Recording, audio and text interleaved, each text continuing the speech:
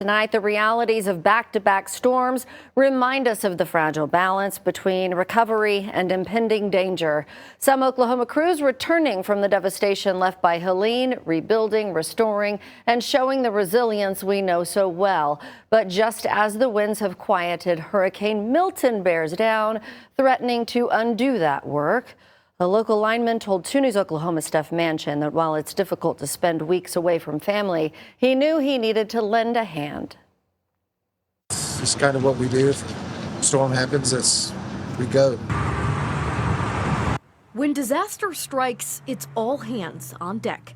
Trevor Gilroy was quick to put his name down to help after Hurricane Helene made landfall. He and other linemen with PSO shipped out to Florida on September 26th, but were quickly detoured to Virginia. Some of the machines and stuff that we brought were not as well versed for the mountains, so we had to take a lot of our own equipment, backpack it in, climb up the side of the mountain to fix what we need to fix. As an apprentice lineman, Gilroy's job was to work on the snapped poles and downed lines to restore power to the communities. But the Virginia terrain made that job a bit more challenging. With roads completely washed away, they had to find other ways in to help.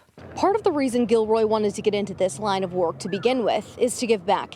Being from Oklahoma and living through tornadoes, he's seen resources pour in from all over in our times of need. He says he just wanted to be able to do the same.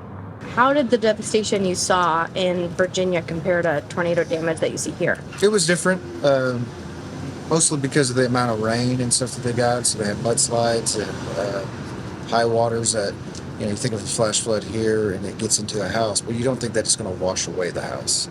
A couple of the jobs that we went to, poles and everything, all of our equipment would be gone. You're just rebuilding brand new back to what used to be a house.